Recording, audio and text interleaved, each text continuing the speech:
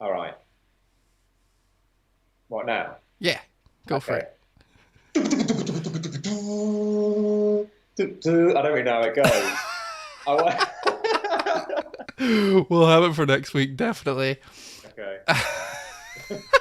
Can't do Second, it. I I'm didn't do a still good enough laughing. job. Hold on, I'm still laughing. You can't just do.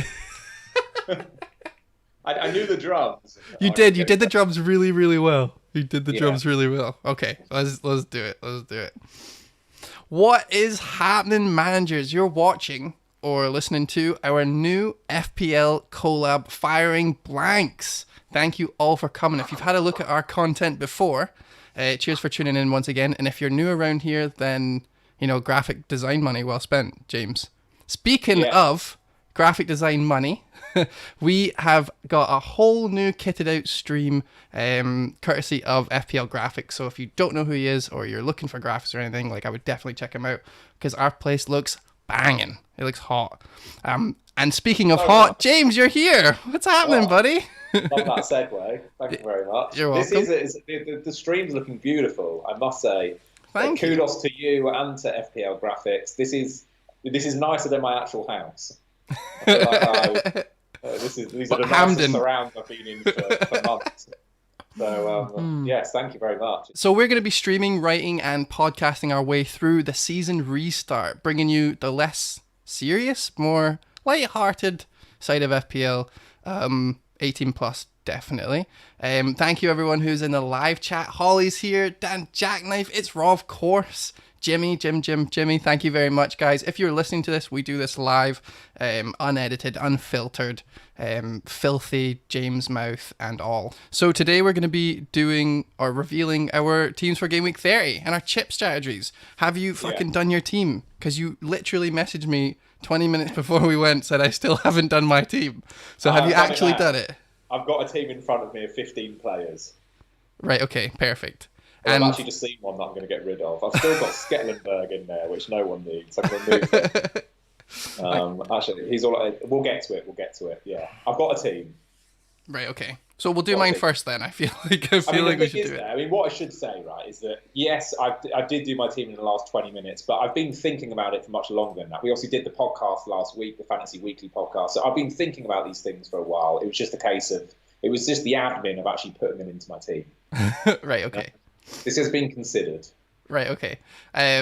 So what do you want to do then? What are your chip? What is your chip strategy? Because obviously everyone's been talking about chips, so I'm not going to go through what they all are unless you absolutely have to know. But yeah, what is your specific one? I'm sure we're all aware of what's happening. You know what? Mine's controversial actually, because I think you're right. Most people have a definitive idea of what they're going to do for the remainder of the season as far as their chips go. Yeah. I am very much in the boat that because of the nature of the 3 month break and the nature of coronavirus and the fact that it can strike anyone at any time, we saw Like we a saw ninja. over the weekend a Norwich player got struck with coronavirus. Could be Todd Cantwell. He could be in your team. Now he's having to self-isolate. He's going to miss the first game. So on that basis, I am not using any chips until things have just settled down a bit, until the squads have established a routine, a regular 11, as we've come to expect from prior to the hiatus. Then I'm going to start using chips. And my chip strategy at the moment is fluid. It is don't use any until I know for certain Just like who's your going to be gender. starting, who's not, how many people are going to get subbed each game. There's lots of things up in the air at the moment. I don't feel confident in using a chip in the early weeks. Right. Okay. That's All almost right. exactly what I'm doing, Oh, cool. which is Oh, that's good. good. Yeah. Yeah. It's weird because now we don't have to talk. We don't really talk about different things. It's just kind of Thought we like, might have to have like a bit of a debate, but yeah, no, no. we're not. So like, I don't So, want to do anything because I'm still under the opinion that like one player is all it takes, and like a whole thing is cancelled. So I want to be ready for that with as much as possible. I also there was a cool little thing that Ben had messaged, not our Ben Krellin, and he said yeah. something along the lines of like if you free hit in next week, it means that you could get all your Liverpool players in, get all the players that you want, without having to worry about Liverpool playing City. You'd have loads of more information, etc., etc. So actually free hitting next week instead of this week, and I like that. I like that idea, and it also gives me a whole week to figure that out as well, which is always good. So Yeah, this I week mean, I'm it doing sounds nothing. because we've had 3 months, but I still feel like I need time. Do you know what I mean? Like, I feel like I'm going to need at least a few more days to think this through. So, Yeah. I just don't know what teams are going to look like. I mean, even picking this 15 here, I'm thinking, is Mane going to start anymore? I mean, maybe not. Is De Bruyne going to start? Yeah, Is he going to be exactly. saved for? Is Aurier going to start? Yeah, he's actually not in my team, but we'll get to Mate, you're not going to believe it. No, I'm just kidding. it. We've been a very cautionary tale on Fantasy Weekly and stuff. So it's interesting that as soon as it came back, that went to the wind. It's like, I'm going hard first game week, 100%.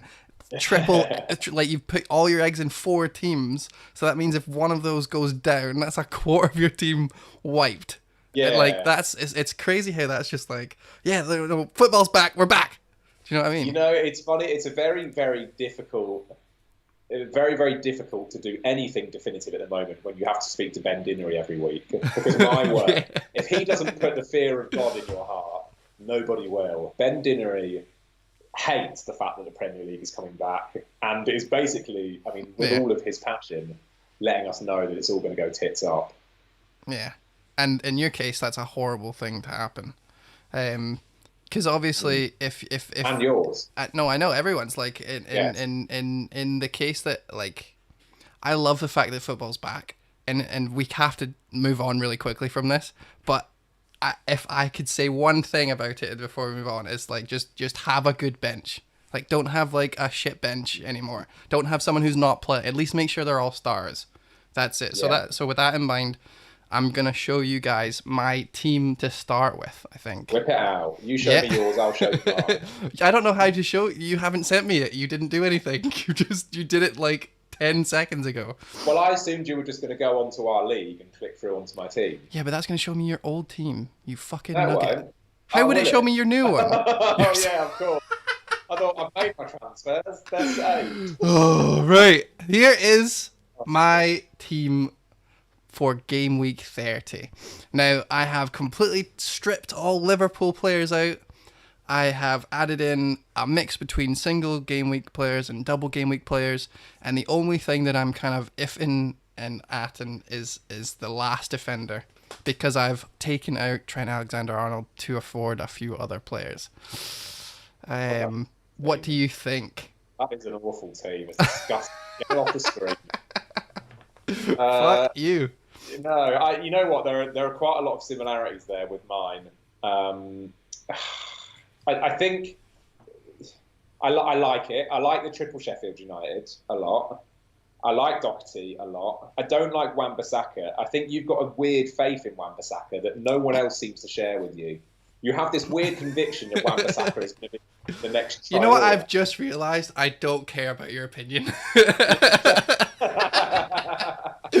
Jimmy on our chat has just said, why does this clown make any money from FPL content? But I don't. I don't. Not that. It took 9 minutes for you to realise that you don't actually give a fuck about anything that's got to say. I released it. There wasn't applause, so fuck everyone. Okay, so let's go through the team for people who are listening, right? Ederson and Henderson in goals. Now, we'll come back to that, but it's the doubles, and also, if I was to change Henderson for someone else, like a cheaper version, the best player that I can get is 4.8 million. So it's not like that much cheaper, and I'd rather have a double at least here and someone decent who can cover for Ederson. So that's the reason why I don't give a shit that I'm spending so much.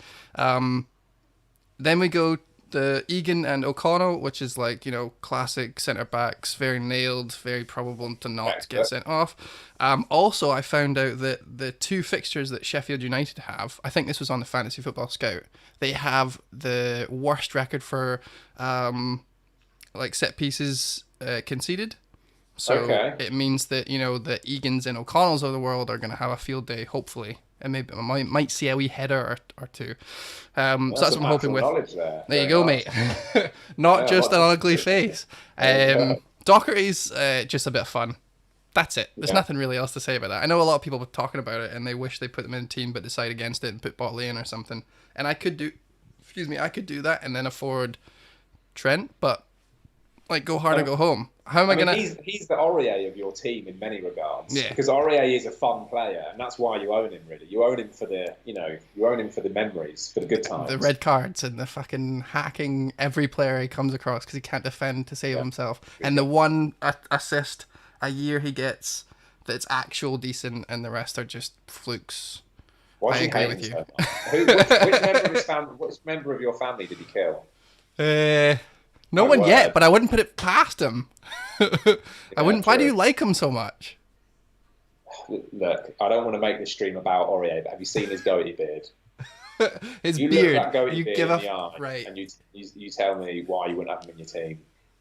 Right. I'm glad I don't have to look at him as I delete him from my squad. You're right. You're right. The last defender that I have is blank. I could put in Alonso. I've got enough money for pretty much anyone other than like the Liverpool lads. So I don't know who I want to go. I could put in Tierney for a bit more fun with the doubles. I could put in Aurier just to spite myself. I could throw in someone normal like Lascelles and just like a benched player. And move on. So I'm not really sure what I want to do there yet. Midfield, we go Son, De Bruyne, Sarr, Saka, and Fernandes. But actually what's going to be happening, if I'm going to show you on screen, is that instead of Son, it's going to be Grealish for the double and Aguero for the double as well. So it means that the second I start this game week, I'm taking a hit and I'm bringing in Rashford and I'm bringing in Son. And I'm fucking off Grealish and I'm fucking off Aguero. Interesting. Okay, so this actually isn't your game week 30 team, then. This is your game week 31 team. So this is now like a decent squad. I just wanted to be honest, I forgot that I did that. I got to the midfield. I was like, wait, that's not right. So Grealish, De Bruyne, Sarr is fun, and also Watford have great fixtures and are fighting for their life. And Sarr was amazing before we left, so like there's nothing doing there. Saka's a bench player who's going to get a double. Who I'm hoping that because Tierney's back, it means that Saka can push more forward up, and he'll be played on the wing instead of in defence. That's like a hope. And Fernandes is Fernandes. I've had him for a while. And then Aguero, Jota, and Aubameyang. If I could afford Jimenez, I would, but I can't, so I'm not. He's also preggers, and he might just sporadically not appear in one of the games. Who's pregnant? Aubameyang?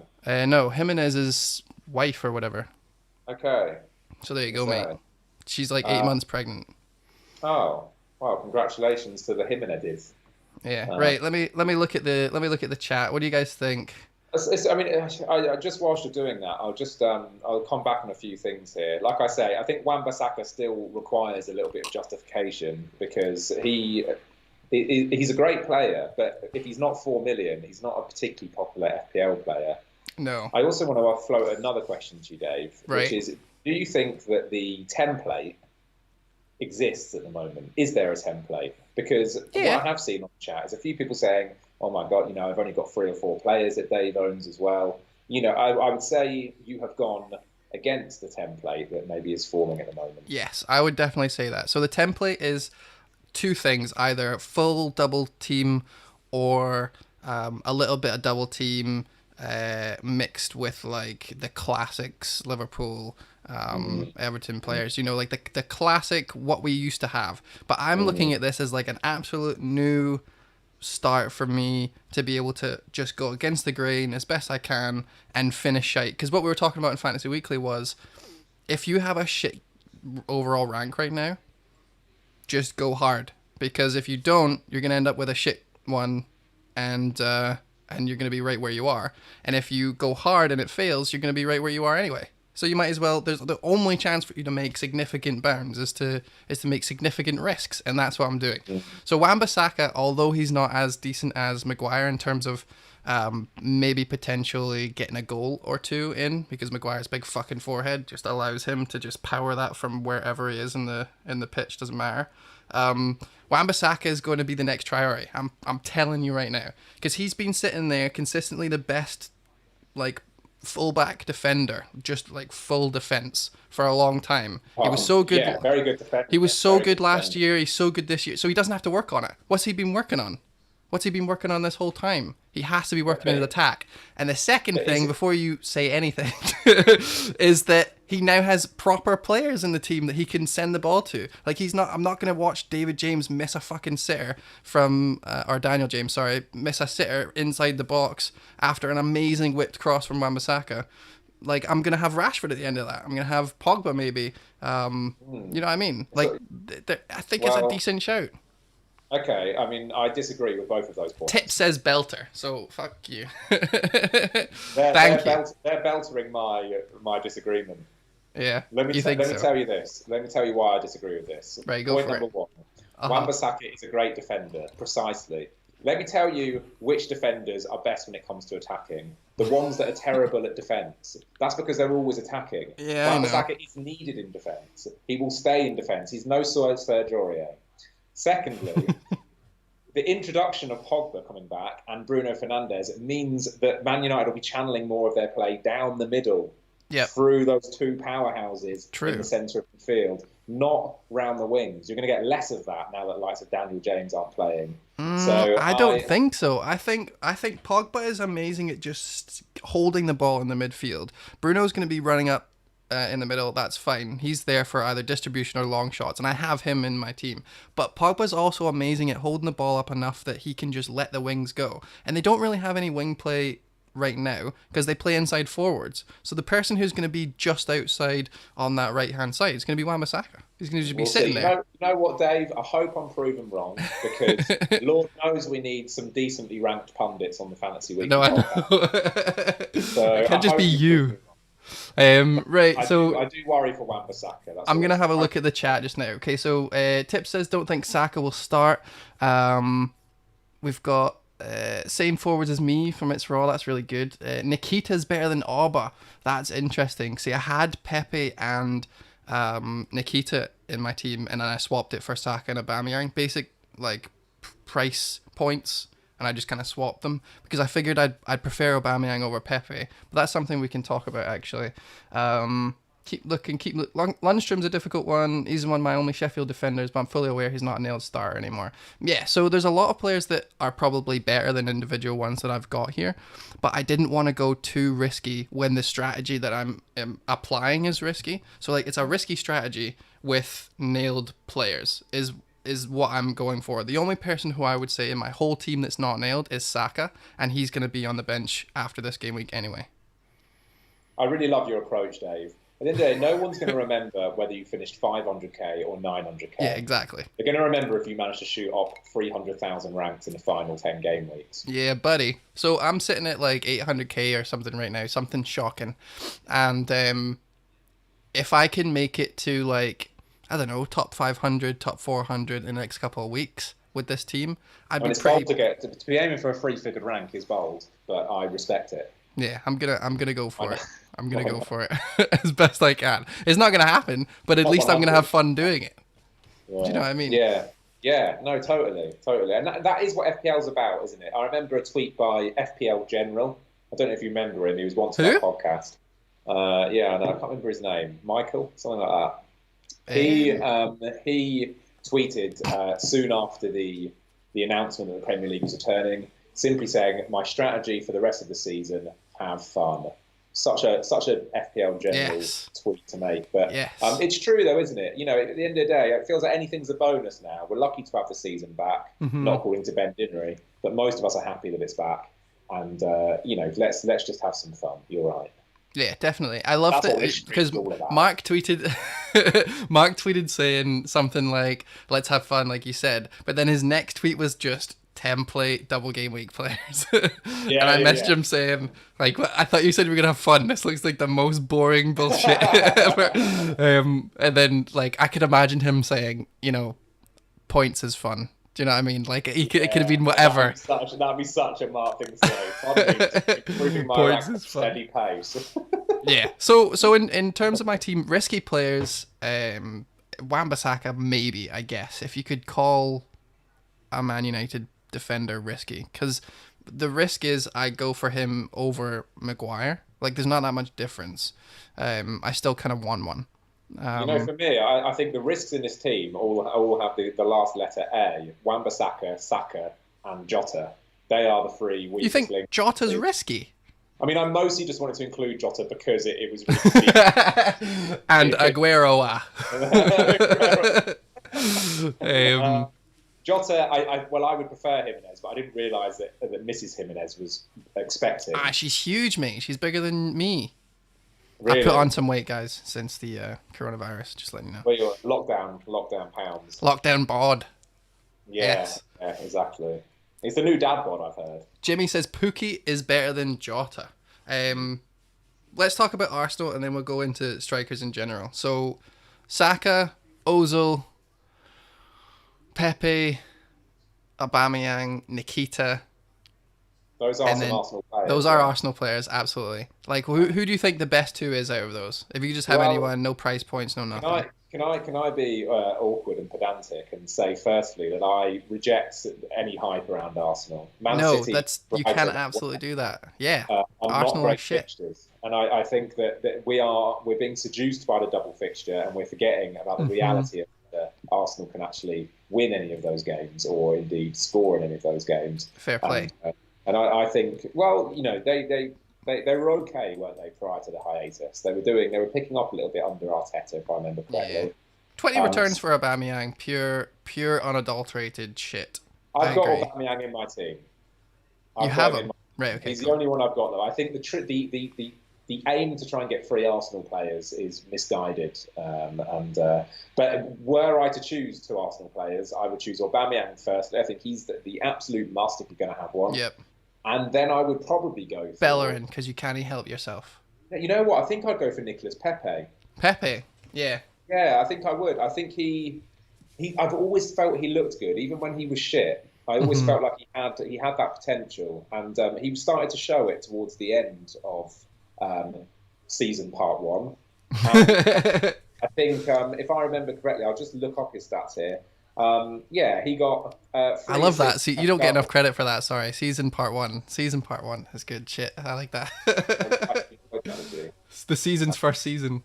Yes. This is the season returns that we're about to go into. I got it. Return of the season. And he's 17 points against Newcastle, 1 goal and 2 assists. Then another assist against Everton as well. Blanked against West Ham, although they only won 1-0, so most of their players blanked.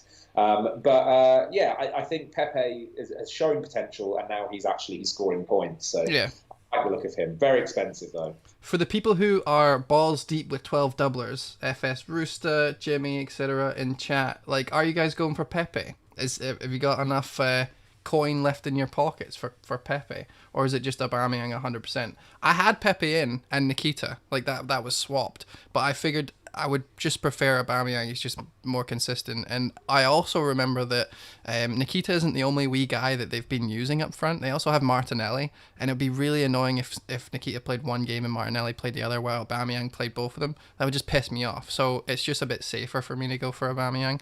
But I admit something to you? Yeah, of course. I've never heard of Nikita. Am I saying it wrong? Is that why? Is this a joke? Are you taking the piss? No, I'm not. I've never heard what? of Nikita. Hold on. I'm definitely saying it right. I'm sure Nikita exists. I don't doubt it. I just don't remember him ever playing. Yeah, Edward, his first name is. Does that ring a bell? Edward Nikita. I didn't know his first name was Edward. He's a forward for Arsenal. He only played... Nketiah. Oh, okay, yeah, Nketiah. Oh, I was saying it wrong. Excellent. Yeah. I appreciate that. You might pronounce it Nikita. Oh, but who knows? Nketiah, I recognise, yeah. Sorry.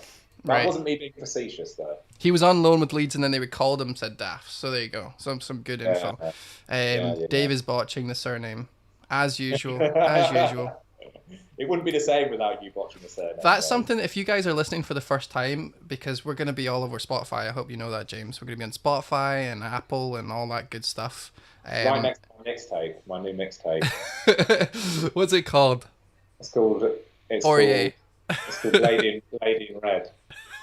Lady in Red. Yeah. If you're listening for the first time, I can't say people's names. It's just something that you're just going to have to get used to. Yeah, exactly. Like Cahill. Exactly. There you go. Or Moy. Oh, wait, that's right, isn't it? It's Moy, I say. Yeah. Moy's correct, I feel like I'm mum that's like shouting the wrong son's name. Did your mum ever do that? Shout the wrong child's name? I've Well, had I'm the every only name but boy, my own. so I rarely got Eleanor.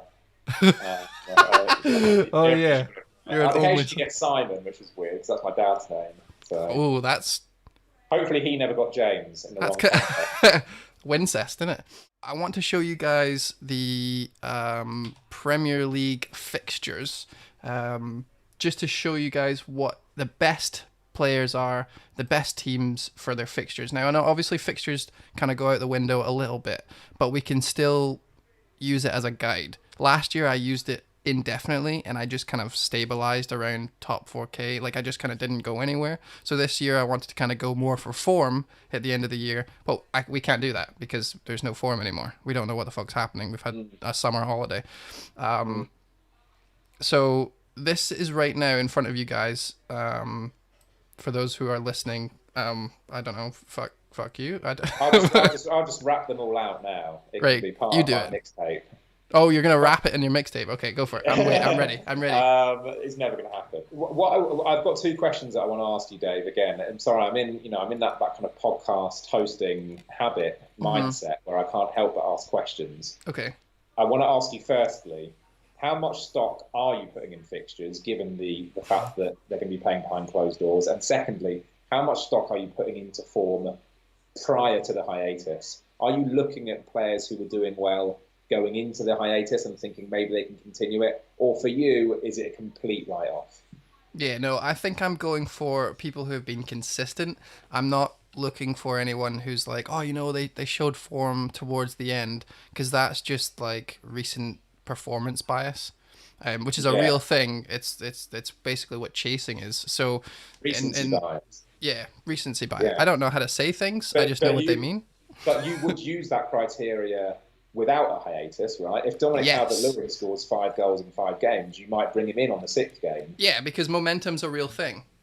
So it's the momentum is the Yeah, factor. momentum breeds form, right? You can't have Sure. form without momentum. And when the momentum ends, how can form continue? You can be like in an amazing shape for 3 weeks and you're just scoring every game week and scoring and doing really well and making everything happen and just being a total badass. And then, you get injured, you come back after a couple months and, you've got to start again. This is pretty much everyone's been injured for 3 months. Now, obviously, the physicalities of that is different, but mentally they haven't been playing. So it's as if everyone's coming back injured. Yeah, Or from injury yeah. rather. So for me, I'm only picking, with a risky strategy that I'm taking anyway, I'm only picking players who have been pretty consistent throughout the season, except for maybe one or two of my players. That's really it. Mm-hmm. But great Fantastic. question, mate. I appreciate that. Well, you're very welcome. Should That's I what I ask you do. the same thing? No, that's okay. I think I echo your sentiments there. Thank God. Right. Man United have the easiest fixtures for the next 6 between game weeks 30 and game week 35. Then it's Wolves, then Watford, then Norwich, Newcastle, Leicester, and so on. Guess who's near the bottom if we only look at the next 4 game weeks? Guess who's the bottom? It's Man City. Man City have the worst fixtures, and they didn't have that good of a time in season part 1.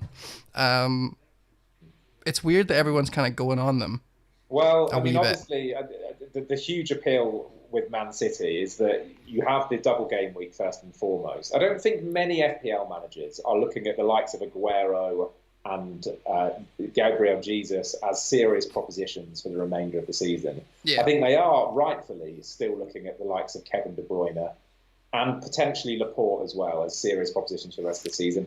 And I would say Man City being Man City, let's not forget that they have the lowest XGA of any team. Mm-hmm. They statistically have the best defence. Yeah, They also absolutely. statistically should have scored more goals than any other team as well. They are, I think, they've been hard done by so far, and I still think that De Bruyne, he's fixture-proof, really, isn't he? It's very hard to score against Man City, even though a lot of teams have done it this season. Yeah. I can see why you might want two Man City players in your squad for the remainder of the season. I absolutely echo that. Like, people, as soon as I said that Man City are at the bottom, they're jumping to Man City's defence in chat saying that Man City fixtures don't matter. That's absolutely true, but I just wouldn't expect the explosive games that we all know and love against an Arsenal, Chelsea, Liverpool fixture list, as opposed to, if it was Norwich. Well, not Norwich, I guess, because they got fucked. But like I don't know, a Brighton or a Cardiff of old or Southampton even. So just a cautionary thing. Like if you're going balls deep on City and you don't have a free hit handy, or you're not using it, or you're not using your wild card, and you're like, oh, I'll just keep them. Like, just note they are playing Liverpool and Chelsea, who Chelsea have more to fight for than City do. I feel like City don't really have, like we've talked about for a long time now. The motivation to do well in the game is really important towards the end of the season. And it's something that I'm new to and trying to wrap my head around. But I do know that Man City are fighting for a Champions League spot they're probably not going to be allowed to play in anyway. And if you haven't listened to Planet FPL's scalding report on Man City's wrongdoings regarding their ban from Champions League, you absolutely need to listen to it. Once you listen to it, you'll be like, yeah, I don't see any way that they can play any Champions League. They should be totally banned. Yeah, it's like, unless they withhold porn evidence. Yeah. this does put it to bed, yeah. Don't say bedded Michael Jackson, man. Yeah, God. Does nip it in the little bud. Yeah. So anyway, so Man City, I've got Aguero, I've got De Bruyne, and I've got Ederson, but I'm probably going to get rid of a few of them before the end of the season. Man United, Wolves, Watford, and Norwich, the next 6 have the best fixtures. So Man United, that's one of the main reasons why I want a defender, an attacker, and a midfielder. I already have Bruno, so I don't really have room for Pogba. I could go Martial if Rashford was still injured, but Rashford's going to be their spear, and that's happening, so he's coming in. And Wan-Bissaka, he's there, the same reason why I've said. Wolves is a single game week this week, but it's the reason why so many people have Jimenez, the top owned striker in the game now, I'm pretty sure, is Jimenez. They've got West Ham, Bournemouth, Aston Villa, then Arsenal, Sheffield United, and Everton. Like, those are some good fixtures, especially when you're hoping that they are going to be focused entirely on the Premier League with no Europa League or anything like that. And then next is Watford. How are you rating Watford these days? Well, I like Ismail Assar, and of course they finished on a high with that 3-0 against Liverpool, which was somewhat freakish and actually mostly down to Ismail Assar and his individual brilliance. But yeah, I mean, I like Watford. I don't. Yeah, I think they're fine. I would only get Sarr from that team. I wouldn't be tempted by Deeney, which I've seen a few people that have.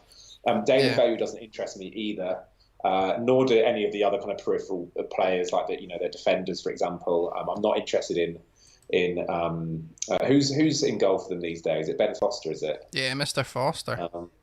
I'm not particularly interested in him. Not particularly interested in the likes of Will Hughes, for example, either, or even. I mean, one player who's been gaining a little bit of steam is Decore.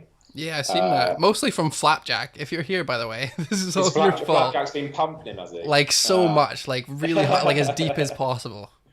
I mean, it's an interesting consideration. He does seem like he's been playing in a more advanced role, and whenever that happens, there's room for differentials. But again, I think if there's one thing that is unique about this situation, it's that we are effectively starting the season, but with a whole bank of data to draw upon, which we don't usually have at the start of the season. Mm-hmm. And I think with that gift of knowledge, it feels wasteful to be too risky at the moment with our choices, because we have tried and tested players who have already performed for 29 games this season. Yeah. And Decore just feels like a needless risk when you have people in his price bracket who are proven performers. I reckon that as long as the player who you are replacing Decore with is a similar kind of price point and someone who is fighting for their Premier League life, like that, for me, that place in my team that Sarr's filling is like a punt 6-ish million who is going to be trying their best to win every single game because they're not on the beach yet. That's what I'm hoping for. So the Grealish kind of fits there. Sarr, Decore a wee bit, I guess. He's a bit cheaper if you can't get to Sarr. But like people like Barnes that that has been cropping up in terms of like, let's go for him, someone around there, like Liverpool, not Liverpool, Leicester versus Watford. I would want the Watford player because just the sheer I can't be relegated, I must stay up. That is so much more powerful towards the end of the season. Do you put stock into that? Do you give a shit? Yeah, I don't think I put as much stock as you do. I think for you, that's one of the key metrics when it comes to deciding players. I actually have Barnes in my team at the moment. Oh, you do? I think that possibly you run the risk of underestimating the individual pursuits of these players, irrespective of how their teams are and whether their teams are going to get relegated or a Champions League spot. I think that individually, a lot of players, Harvey Barnes being a great example, have their own individual motives, whether that means proving themselves to the manager, whether it means they've got an eye on Euro 2021, whether it means their stability in the team for next season.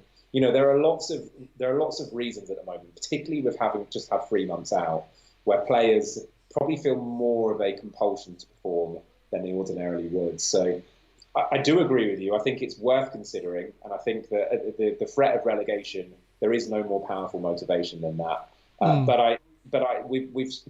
It would be interesting to look at the stats because I wouldn't be that surprised if, generally speaking, results are pretty consistent, regardless of kind of how urgently a team needs to perform.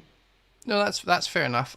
It's really difficult because last year it was just fixtures for me, and then now this year I recognise some of my mistakes and it was doing that. So now I wanted to look at form and motivation. And last year a lot of people, like I got rid of Everton players because I figured their fixtures are bad. But then when I looked back and realised that was a bad idea because they won like 6 games in a row, even though they were playing the worst fixtures last year. Do you remember that? And like everyone got rid of Digne, and then like he got 3 assists in 2 games or something.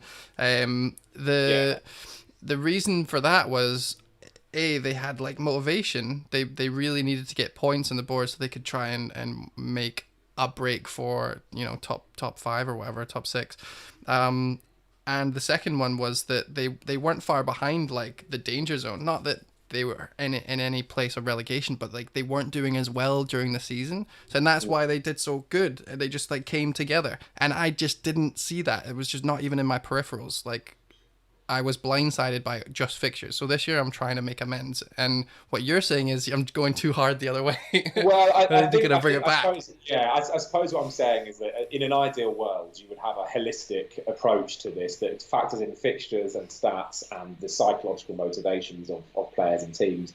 And I think it's the question as an FPL manager is how much stock do we put into each of those categories? For me, I've always been more of a stats person. You last season were more about fixtures. As someone like FPL General tends to be more about the psychological implications behind what makes a footballer perform and stuff. Yeah. For me, I will always be stats. So I think again, like as long as this is balanced with an acknowledgement of fixtures and stats and whatnot, I think you're fine, Dave. I think if you go all your eggs into that basket, you could end up with a very messy basket. Yeah, I like that. Nice one. Shall we move on to your team? All right. Shall we do this? What can I do? Right, well, take a screenshot and then I'll see what I can do. I'm going to read chat. Right. Harvey Barnes was the best chat. Yeah. I forgot to include my bench. Just send you that in a separate screenshot. Don't worry about it. My bench is very much TBC. I want to make that clear because that's what you're going to lay into here, I think. So, yeah, I can't wait. But amongst other things, but you'll definitely lay into that too. West Brom could have been in the Prem if Barnes didn't go back to Leicester. Barnes assisted most goals to Vardy. Wow, you're either really, really into Barnes or you're just really good with with Barnes facts. Who isn't into Barnes? That's the question I want to know. Me. I right? think Did you Barnes, send it? I did, mate. Yeah, they're both over WhatsApp. Oh, you sent them individually. You're such a. Yeah. Yes, okay, cool. We'll do a double reveal then. I mean, let's not forget Barnes' stats prior to the hiatus. The last 7 games, he scored 5 goals and assisted 2. So, I mean, those are remarkable. 12 points, 2 7-pointers, and 19-pointer before the hiatus against Aston Villa. 2 goals and an assist there. Barnes is on flames. Mm-hmm. And the thing is with Barnes, right, is that he's not one of those players who has had a flash in the pan of brilliance, but has otherwise been poor. Barnes has always been very, very good, and he's always shown that he has this capability. And I would say the same for Ismail Assar as well. And so when players like that start performing, you really should take note, because these aren't anomalies. Their stats back it up. Their general performances back it up. And it may just be that they're finally, converting their performances into FPL points, which is always exciting for us. All right, I've got your team up. Okay. Oh, God. Yes. So what do we think? Do you want me to talk listeners through it? Yes. So we've got Ederson in goal. I wanted 3 Man City, and I wanted 3 Man City who are definitely going to play both games. I think Ederson, Laporte, and De Bruyne are as close as you can get to those. So they're in. Baldock and O'Connell, popular Sheffield United double up. Didn't want to go for the triple. No. I did think about Henderson over Ederson, but I don't necessarily, again, like going back to the eggs in baskets, I don't necessarily like putting all of them into away games for Sheffield United. As good as they are, that's fair. Aston Villa are capable of scoring. Newcastle have actually been all right, so especially at home. So just a double. So just a double for them, yeah. I do love your set piece stat though, Dave. Just kind of little throwback to that, because that's great. Nice. If they do have weak set pieces, then lovely. Grealish in midfield, very popular. Mane I've kept. He is probably the most vulnerable of that midfield. I might well get rid of him yet, mostly to free up funds. But Mane's just such a good player. It's very difficult. He's also one of those ones that, to call on Ben Dinnery, who always reinforces the importance of picking players who are energetic, who are robust. I think Mane is definitely those two things, if nothing else. I feel like he's going to have weathered the coronavirus storm better than a lot of players, and will be kind of more able to return to what resembles full fitness. I agree. De Bruyne, captain. Classic. Those 2 home fixtures. I love both of those fixtures, actually. They don't necessarily look that easy on paper, but I think Arsenal at home is a great fixture for attackers. Wait, James, shut up. Liam, thank you very much for the sub, mate. I appreciate that. 6-month streak. That's such a long time. Back on that work life after 3 months. I've been subbing. Wow, 6 months. Liam, I appreciate that, man. I mean, I've been subbing for ages, but not on Twitch.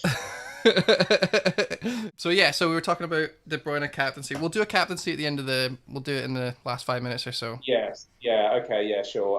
Harvey Barnes, we talked about him. Bruno, he's finally in, reluctantly, but he's in. Mm-hmm. Aubameyang up front, and Diogo Jota. It's actually Jota. It is Jota. Yeah. I got sent a message from someone who was just sick of me saying Jota. It was you're the type. It doesn't shock me. I think it's because he's something like either Jimenez is from South America, so therefore you don't pronounce a J, or it's the other way around, and Jota's the one from South America, so you do something like that. One or the other. I think it's Portuguese, isn't it? If there is an opportunity to mispronounce a name, you will find it. Jota and Jimenez. Barnes. I feel like I feel totally North American when I speak about footballers. I'm so sorry. You've got 2. I've got 3 Sheffield United players. Blue Dog said that. Do we think that Sheffield United have anything to play for? Could be second half syndrome, season syndrome. He says. Well, I would say that a team like Sheffield United need every penny they can get, and if memory serves me correctly, it's about an extra 2 million per position in the table. Yeah. Sheffield United are in a remarkable place at the moment. No one expected it. If they can finish in that top half, they're going to make a lot of money from it that I think they would appreciate. So I expect them to fight for every single point. And are they not close to? Let me just check. Bam, they are quite close to Champions, or not Champions, but Europa League spot, right? If Man City's aren't, look at that. If they're not allowed in, if Man City aren't allowed in, then it's going to be Liverpool, Leicester, Chelsea, Man United, and then Wolves and Sheffield United are going to be in the Euros, no? Well, in fact, with that game in hand, if they win that, they actually go above Man United as well, into 5th. There you go, mate. Games played, so Sheffield United, remarkable. I mean, I knew they were doing well, but I didn't realise. I'd forgotten it was that well. It's really close, and actually the points throughout it, other than Liverpool who are running away with it, the points are actually so close. I was talking on Fantasy Weekly how I don't want to go near teams that are like on the beach already. But I was looking at it further, and there's not really many. Like I said, Everton and Crystal Palace are kind of on the beach already, but like Crystal Palace are only 4.5 points behind a Champions League or Europa League spot. Like Yeah, there's literally only 5 points between 12th and 6th. That's yeah, mental. That's big. yeah, That's big news for me who didn't yeah. know, because it means that like it there's no such thing as lazy players right now. Everyone can play for everything. And then you're Which was the whole similar, premise of your team selection. right, exactly. But it's specifically players who are really, really close to the bottom. But in regards to that, if you look at the other way, 37 points for Everton, 10 points off relegation spot. Yeah. That's like 3 bad games and unfavourable fixtures elsewhere.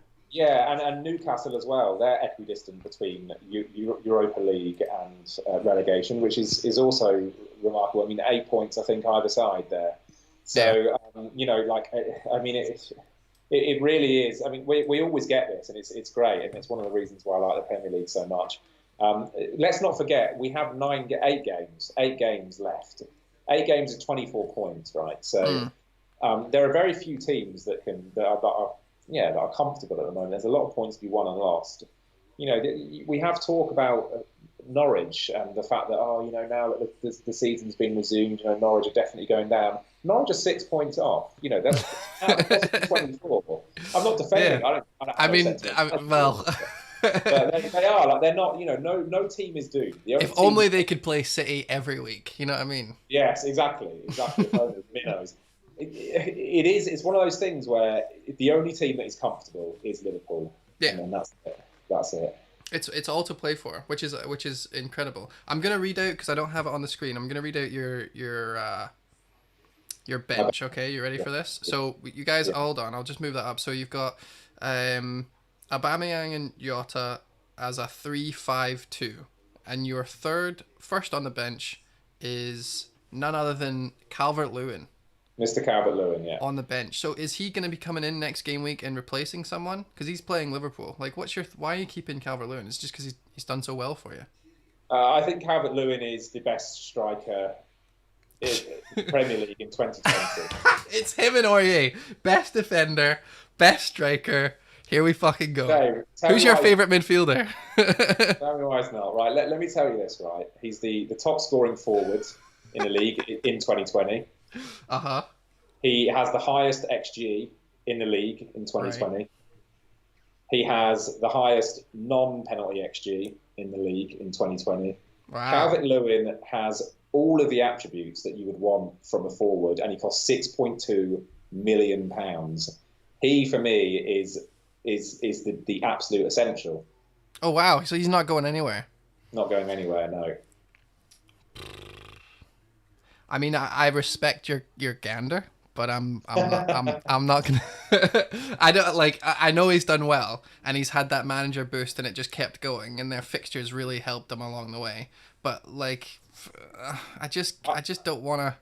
He'll be looking at this remaining eight fixtures, Dave, and he'll be thinking, you know what? I could be the first name on the England team sheet in Euro 2021 at this point. Wow, yeah, I mean, he is. I mean, why not? He scores against over Sir Rashford.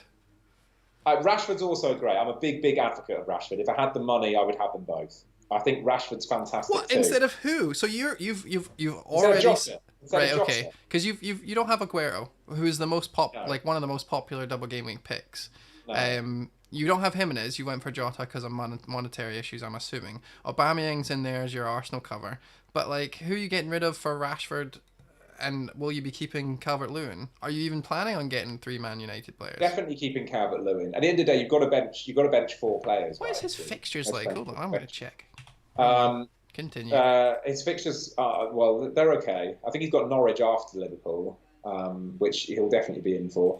I think for me, Mane would be the easy sacrifice here. Right. Okay. And he obviously would free up a lot of funds. Right.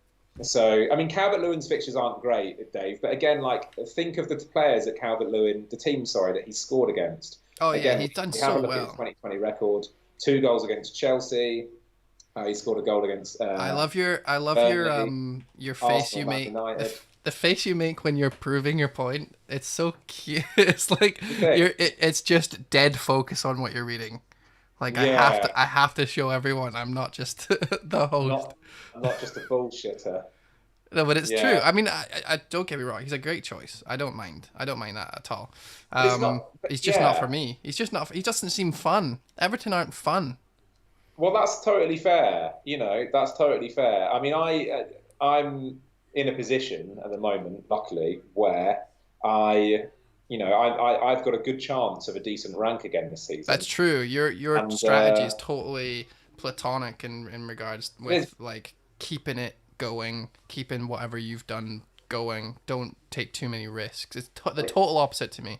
I would also say though that Calvert-Lewin is a fun option in that he's not going to be. I don't think he's going to be that popular. He's currently 14.7% owned. I don't know whether that's updated at the moment, but he's not going to be a particularly popular player. He's not one of the template options at the moment, Mm. and so in that regard he is fun. In terms of the fact that he plays for Everton, he's not very fun. Yeah. And that's how I look at it. I But love think, that. I love that. That's what I've got. Like you gave all these stats. It's all good. And I'm like, yeah, but he's not fun. That's all I have. That's all I have against him. It's like I'm looking for. I don't even know why I'm looking for a reason to hate your team. Like it's a decent team.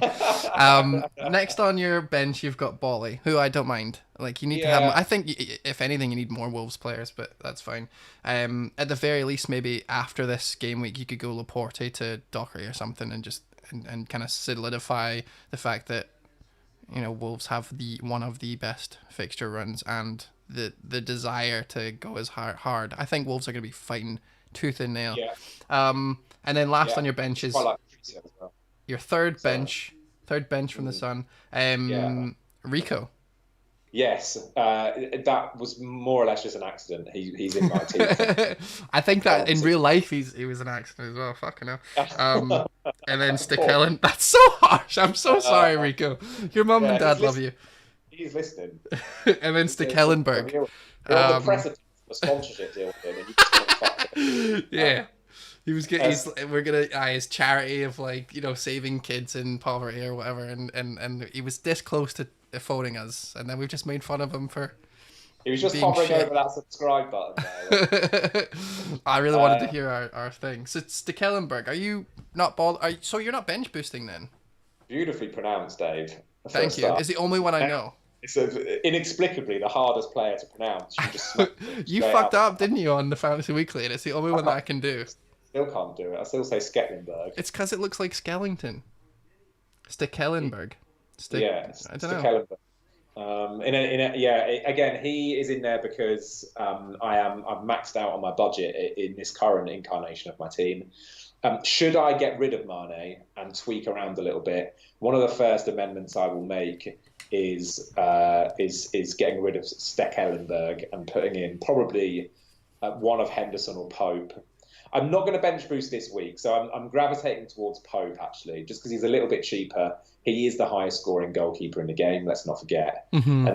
And so after this double game week, Henderson's USP is non-existent. He's on a level footing with Pope in that regard. So so it might be that I go for Pope over Henderson, but I will definitely have two. I cannot echo your sentiments enough, Dave. You've got to have 15 guaranteed starters. Guaranteed, aye.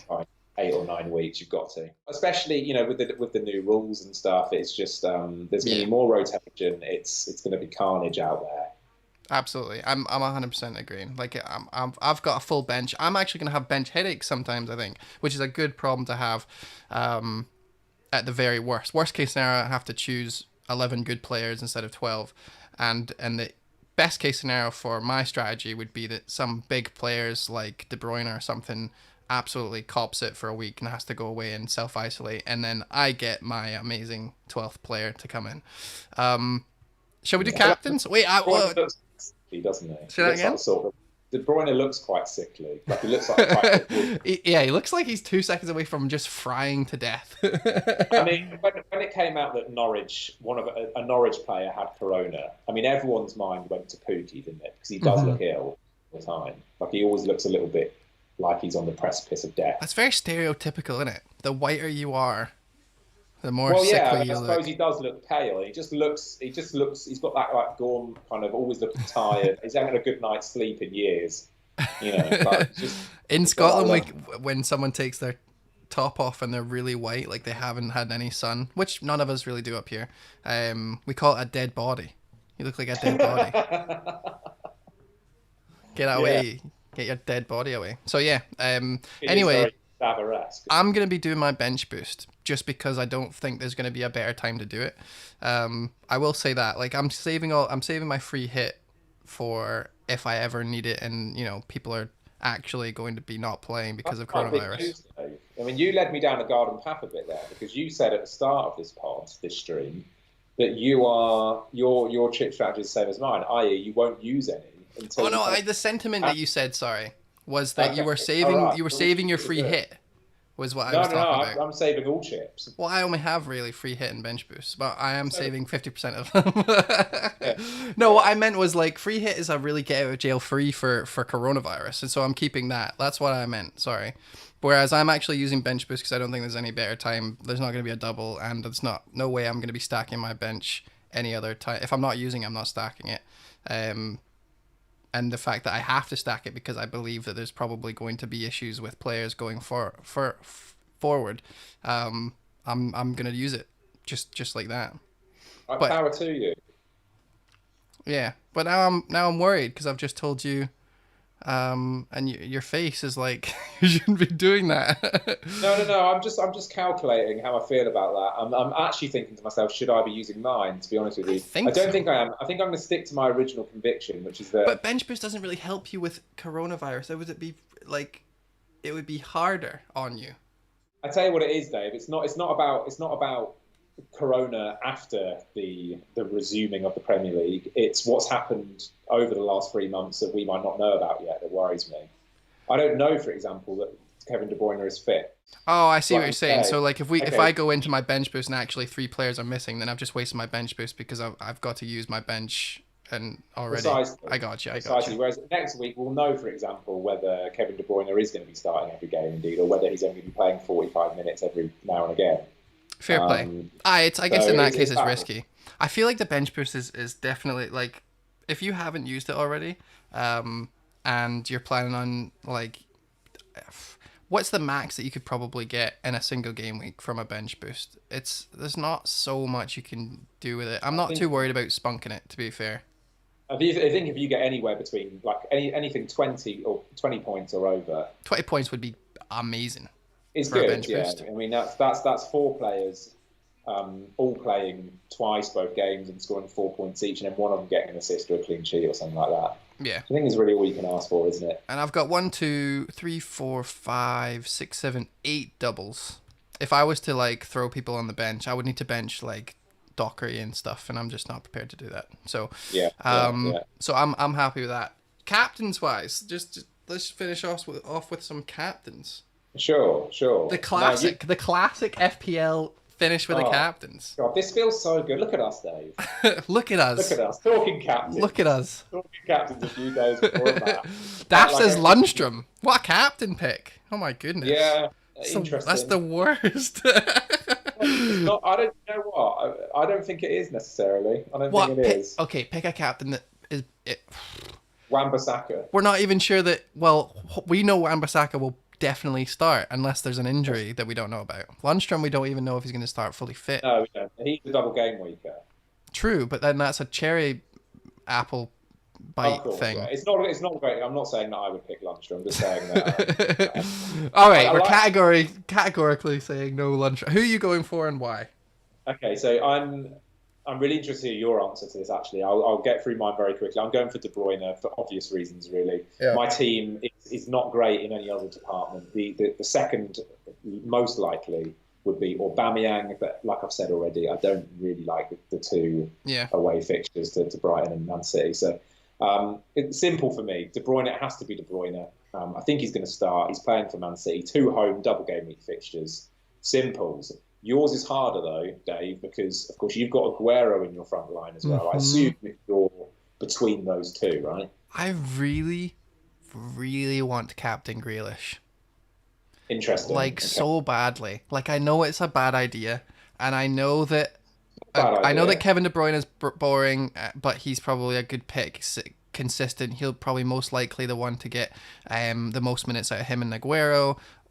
Aguero is the highest ceiling. I completely get why people would do that. Aubameyang's consistent and has 2 fixtures. Fair play. You're not going to captain Saka over him, and you don't want to not captain a double game week player. But Grealish is just sitting there, like the only player that can do anything in Aston Villa's team. The only player that the goals are going to come through, really. And 2 home fixtures. And he's got the home sound, not the home crowd. He'll have the home sound. I really want him. I really want to captain him. Just fuck it. Just go and hope for the best. He's not playing the worst fixtures. It's not the worst ones. Well, why not then, Dave? I will say this to you. It makes my belly feel weird, James. No, that's just the lockdown weight that you put on. Don't worry about that. I know it's a bad idea. What I'll say is this, Dave. Right, in my opinion, Lundstram is reckless. De Bruyne is sensible. Grealish is fun. Yeah. Yeah. Do you know what I mean by that? Yeah. Lundstram is fun to the point of ridiculousness. Grealish has 2 home fixtures against teams who aren't. Well, Sheffield United are known for their clean sheets, but not necessarily on the road. Chelsea certainly aren't. You know, you could do a lot worse, is what I'm saying. Yeah. Okay. I think the problem is that it's Aston Villa. Like. Yeah, that's my issue with it. And then Grealish they're not going to roll over these teams, are they? They might win 1 or 2 nil, and Grealish might get 2 assists, but. You know, Aguero, who knows what Man City could do to the likes of, Arsenal even. I think Arsenal could get turned over by them. That would be amazing. Everyone goes triple Arsenal, they get fucked by Grealish and friends. No. I mean Man City. Right. Aguero, we're talking about Aguero's ceiling. Well, you know, they could win both of their games 4-5, 6-0. And no one would be too shocked by that. Yeah. So you don't get that with Villa, do you? You don't get that assurance of goals. I think the only thing that's going to stop me from captaining Grealish, like it's kind of more of a pipe dream right now. The only thing that's going to stop me is the fact that I've got triple Sheffield United defenders. Like everyone who's going Grealish and a triple defender, you're kind of just putting your eggs in both baskets a little bit. Like you're hoping for the best on one or the other. If Aston Villa score, let's hope it's Grealish, and if they don't score, fuck it, we've got 3 Sheffield United defenders and another game for both sets of players later. So if I captain Grealish, that means that I'm hoping that it's almost like playing the odds. Like you're putting £2 on to win both ways, and you're only getting £1 back. Like it's a strange bet. So I think it's a fallacy. Yeah, it's just silly. You want to maximise points, but I do understand what you mean. Nix the Gaming has said on the chat. Welcome, Nix the Gaming. Yo guys, how you doing? Well, thank you. He's currently ranked 29k, making a mockery of us. All or nothing to finish the season off. Going Sterling captain, KDB vice, and no Aguero. What do you think to Sterling, Dave? We haven't mentioned him yet, but do you like the look of Sterling? No, not really. He's just not having a good season. He's not having a good season. There's so much competition in his spot, and Ben Dinnery doesn't like him. He did score a hat-trick on the opening day of the season, part 1. Yeah. Do you feel like maybe Sterling is suited to be running against the kind of the weary, like legs that haven't been running for a while? Like Sterling comes in, he's explosive, he's fast, he's energetic. Maybe season fatigue is what prevented him from performing to his best. Yeah, so like he's been reinvigorated, and maybe he's been reinvigorated now. Yeah, there you go. To be fair, I did say Ben Dinnery doesn't like him, but Daffs in chat has reminded me that Ben Dinnery likes Scott fucking Dan. Yes. So true. and True. who do we put Wilson as our third striker? So yeah, maybe Ben Dinnery's not the best, but I know everyone's been saying that Sterling's a good pick and that he's got good fitness and he's raring to be back, and he had a okay-ish season, but people are forgetting like he absolutely trolled the shit out of us for many weeks, and in a lot of people's cases lost hundreds of thousands of places in their overall rank because they captained him to a blank, and it turned to the point where I was like, I just don't want anything to do with him. Like I'd rather have Mahrez. Especially to your point, like if Mahrez doesn't start, he's going to come on in 55th minute or something, 60 minutes. And if you think that fitness, fatigue, whatever, is going to play a part at the start of the game, you better believe that Mahrez or whoever comes in at 66 minutes is going to absolutely fucking fly against any defense for the next 3 or 4 games. So I don't think I would spend a lot of money on Sterling. If I was going to, he'd definitely be my captain, because you can't just put that in your midfield, not have Aguero, and then go for Kevin De Bruyne. Like, you're kind of almost forced to captain him. But I think I would rather Mahrez in that case if I was going to go without Aguero. Now, the reason why I can't have Sterling in is because I've got 3 players, and I don't really want to get rid of Aguero at all. I don't really know who I would go for, or what I would do to change my midfield. Who would I take out? Probably Grealish, unfortunately. Yeah. I think, I hear you. I think, I mean, it may be Sarr, given that they're the same price point, but no, you're right. I mean, I think what you're kind of orbiting around is a much wider point about the complete lack of faith that we have in Guardiola and his consistency when it comes to picking lineups. It's the oldest cliche in the FPL book, isn't it? Guardiola is not to be trusted, and even De Bruyne feels somewhat of a gamble. I think Edison is probably your safest bet in that team. Yeah, that's why I went with him over Laporte, because we have to remember, like, Laporte was injured for a long time. He was. Although it gives me some reassurance that during that time they were awful defensively, and that they kind of, if it showed anything, it was that they kind of need Laporte in there. Yeah. So I've got Laporte as well for that reason. So I'm confident that he will start because they don't have any great alternatives. Nexter Gaming, thank you very much for the follow. I appreciate that. I was wondering what that sound was. Change the follow sound. Thank you so much, buddy. It's just cheering, like, but with no words. So it just sounded like a low rumbling, like there was thunder outside for a little bit. How many cheers are you going to get in the Premier League games coming up? Just like these fake digital cheers. Yeah, it's basically. James, I think that's all we've got time for. Yeah, I think we've covered most bases there, haven't we? Yeah, if anyone else has questions in the chat, now is the time. If not, I'm going to ask James a couple of non-FPL questions to finish off. Oh, no. I was just kidding, but now I really want to. How's life, mate? How's things? Yeah, fine. Yeah. No, not much to report, really. Actually, I do have quite a lot's going on in my life at the moment. I must say. I don't often say that, but, for the standards of lockdown, things have been there's been quite a lot of activity recently, so that's been quite nice. How about you? Yeah, I'm just excited to be back. To not only be back, but we're kind of like a phoenix, cliched as it is, rising, firing blanks, which might be true, by the way, in the medical terms, because neither of us have kids that we know of, I think. So it's possible. It's possible. It could be this could be some kind of really horrible pun. It might not be just a metaphor. Foreshadowing our medical conditions. Imagine that happened. Oh, I called my podcast Firing Blanks, and then 4 years later, if only I had known. Yeah, exactly. Well, I think it's just I haven't quite got my head around the fact that football's coming back, which is silly because it's what we've been talking about in my job for a long time, with my friends for a long time. Mm-hmm. But it still feels bizarre that in 48 hours there will be Premier League TV. Yeah, it's weird. Back on TV. I'm so excited.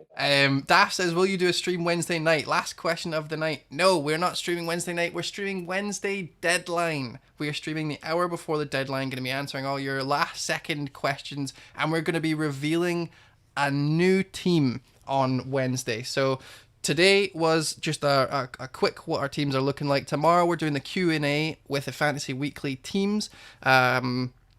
And then on Wednesday, we're doing a deadline stream, and we're going to be revealing a little side bet project thing that me and James have got going on. We need to still work out the kinks and details, but that'll be Wednesday.